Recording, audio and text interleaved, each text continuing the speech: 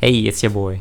It's been over a year since I started making videos for this little channel, and to be quite honest with you, I did not expect to get this far. Wow! I've always wanted to make more videos about my personal taste in games so you guys can get to know me better. Well, as if my list of videos aren't self-evident enough. I'm a big fan of the RPG genre. They're some of the first games I ever played. So, to celebrate me making content for more than a year, I figure I'd make a video on my top 5 RPGs of all time. I always like tier list videos, and this is the perfect chance for me to gush about my favorite games. Let's get started. A bit of context for the tier list. I started gaming in the 2010s. More precisely, in the year 2012. My dad bought me an old PS2, and I remembered staying in the entire summer of that year grinding games like Mortal Kombat, Shaolin Monks, and God of War 2. Turn-based games were so foreign to me that the first time I played one I didn't even know what was going on. Which is very funny considering what my first RPG on the PC was, but we'll get there. I want to repeat, this is my personal favorite list. I will explain why I placed these certain games where they are based on the experience I had, the time I played it, and the impact it left on me when I finished. Well, please share your list in the comments so we can all nerd out in a healthy manner. Also, please keep in mind that I haven't played every RPG ever. These are the games I've played and finished.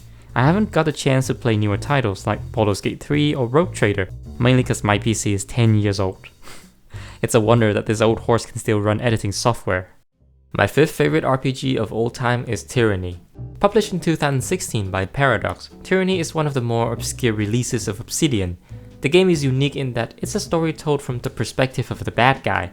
It's not an RPG where you can choose to be an asshole, you are the rising star of an evil empire.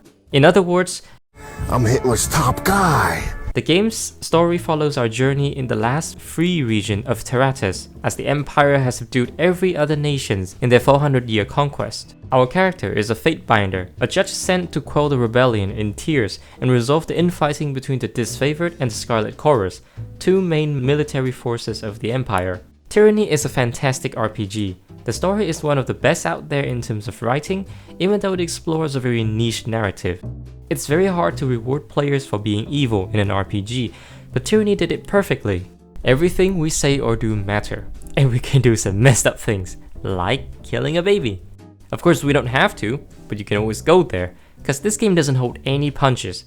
But the gameplay is decent as far as RPGs go. Combat is sparse and not too complex. We can gather companions, and based on our chosen dialogues, their attitudes towards us grant certain skills that our character and companions could execute together. Not only that, the companions could even develop skills among themselves and perform those together independent of our input. When I first played Tyranny, I wasn't really that familiar with the genre, so there were a lot of nuances that I couldn't appreciate. Now looking back, Tyranny was absolutely a one-of-a-kind game. The story was a very fresh narrative even by today's standard. Gameplay was neat. Overall, it was a great experience. If I get to play this game now, it would land much higher on the list. In the fourth spot is another great Obsidian title, Fallout New Vegas. Let's be real, I don't think I have to say much about how good this game is anymore. Countless other YouTubers, my past self included, have gushed about this game to you. The reason the game landed on the fourth spot for me is that I never had to experience vanilla New Vegas. I played the game in 2020, which is 9 years after the game's release. I also went through a huge mod list to make sure the game wouldn't have a single technical issues. My only issue with the game, and also the other reason why it landed in the fourth spot, was the gameplay. The game was completed in the record time of 18 months, so it made sense that Obsidian didn't have much time to innovate. They pretty much brought over the Fallout 3 combat system with their own twist. But down to its core, New Vegas has a very mediocre shooter gameplay loop, and that's okay. I don't mind it, since it's not the focus of the experience. When I picked up New Vegas, I had plenty of games under my belt, so I knew how to navigate the experience. I also watched like 200 hours of content on the game, so my expectation was sky high. And New Vegas smashed that ceiling. I knew certain key events of the game before even starting it, and they still hit. That's how good it is. I truly think that out of all the classic RPGs, New Vegas ranks among the most deserving of a remaster. You don't even need to change anything about the story, just give the game a visual upgrade and give it Fallout 4 combat. That's it, guaranteed money maker right there, Xbox. The third spot of my Hall of Fame goes to Fallout 1 by Interplay. Despite New Vegas being my first ever Fallout game, Fallout 1 is, in my opinion, still the best one in the franchise. I know I'm a hipster, and I've made peace with myself. If it helps, I also think that fast traveling in games is a bad mechanics, and gaming graphic peaked in 2013. Back to the game. Fallout 1 is an incredible game. It was released in 1997 when PC gaming just started picking up steam. The game has a great story and very simple but fun gameplay. Before Fallout 1, the RPG genre was dominated by medieval fantasy setting with series like Heroes of Might and Magic, Ultima, and Final Fantasy. Fallout 1 was one of the first to explore the post-apocalypse setting with nuance and depth. It has a good story to tell, which is about how humanity deal with our inherent conflict-seeking nature. The story is very simple, but it's told in a delicate way. You get the general idea of what to do and where to go, but the subtle details require attention, and if you do, you will be rewarded with loots and alternative ways to resolve a quest. It's also a true non-linear game in my opinion. The moment the tutorial was over, you could roam anywhere on the map, even the last area of the game. Each major location has a storyline that is independent from one another, and depending on our approach, two playthroughs can have completely different orders of events. The overarching story, however, is just short enough for this whole structure to remain cohesive. For a game from 27 years ago, Fallout 1 has quite a bit of depth to its combat. Yes, if you pick anything else other than agility, you're just making it harder for yourself, but even then, the game still poses a significant challenge, especially if you're not prepared. The game stays very faithful to the tabletop game, which means both of you and enemy can roll a critical fail. This mechanic makes each combat encounter very unique. Sometimes you could roll a crit and instantly kill an enemy, while other times you shoot your companion in the head. I picked up Fallout 1 during a giveaway on Epic Games just last year. Having played both New Vegas and Fallout 4, I was very curious about the origin of the franchise. As an RPG enthusiast, I have to say I'm delightfully surprised still. Fallout 1 is an extremely lean game with no extra fat, just short, sweet, and to the point. It has definitely raised my standard of what a good RPG is. The second spot on my prestigious list belongs to Divinity Original Sin 2. Before Baldur's Gate 3, this was the Larian Studio game. I salivated over this game for years, ever since I got into single-player games. A lot can be said about the game, but to sum it up, it's a fantastic experience, an extremely well-written story backed by very accessible but tactical and satisfying combat, and all takes place on top of a gorgeous world. The game has 3 arcs spanning across the in-game world, and in typical RPG fashion, it's about dooming or saving the world. Our character is of course at the center of it all. The story events and the dialogues are written with so much care and love, nothing feels forced or out of place. I had the best time of my life choosing the weirdest dialogue choices just to see the NPC's reaction.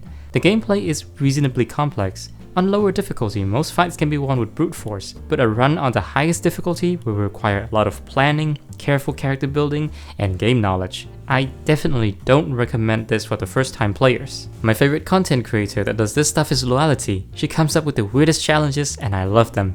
The graphic is also a selling point for me. This game is very pretty. I don't know what else to tell you. Just look at it. Pure eye candy for 60 hours straight. I played this game in 2021 and it was probably the best thing during lockdown for me. Just pure concentrated fun and the best package imaginable. To say that this game has changed my life would be a fair statement. That's why it's in the second spot of all time for me.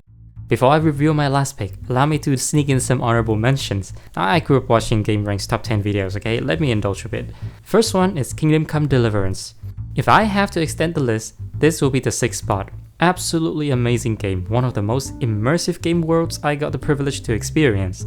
The only shortcomings of the game are the small scope of the story and the janky combat. Both are excusable because at the time Warhorse Studio was very new to the industry and this was their first rodeo. But with the recent footages and coverage of KCD2, I think I'll have to update this list by the end of next year. Nothing but love for the devs at Warhorse. The second pick is The Elder Scrolls 3 Morrowind. What can I say? I enjoy esoteric games. I can craft my own spells and people call me a slur for being an outsider? The Bethesda used to be cool once. While I loved the game, the last arc of the story felt so rushed if not non-existent. If that part was more fleshed out, this could easily take Tyranny's place. And it also depresses me because every time I think about it, it hurts me how lame and irrelevant Bethesda has become. I think I've sold long enough. My best RPGs of all time is Pillars of Eternity 1. Yep, I'm an old Obsidian fanboy. For the longest time, this game was the spiritual successor of Baldur's Gate 2, until Baldur's Gate 3 became a thing. Story and graphic are both fantastic. Gameplay is quite complex and fun. This game has a brutal story, by the way. If you want to feel true depression in a medieval setting, play this. Obsidian's amazing writing makes the dialogue so human and all the more painful sometimes. Even the end is not exactly a happy one and we're left to make our own meaning. I will say this was the best narrative Obsidian has ever created. The special thing about this pick is that compared to other games, Pillar stands out but not that much. My reason for this is because this game was my first ever RPG. Imagine me playing Rainbow Six Siege with my buddies all the time, and my first role-playing game was this. Now saying I was blown away by it wouldn't do justice to how I felt when I saw the credits roll. This game forever altered my taste in games, as I now mostly play single-player role-playing games. It also set such a high standard in stories and writing for me. I tried to play Dragon Age Inquisition and had to step away from my PC so often because of how unsatisfied I was with the experience. I know different strokes for different folks, but subpar writing just doesn't work on me anymore. And that was my list of 5 best RPGs of all time. Consider how vanilla my taste is. I'm sure you've all heard of, if not played all of these already. But on the off chance that you haven't, I can only wholeheartedly recommend them. You will not regret a single minute if you like the same games I do. Also share your list. Let's talk more games. I'd love to see what my viewers like to play. If you enjoyed the video, check out this one too, one of my best works. Hit that sub and like button if you enjoyed, and I'll see you in the next video. Bye.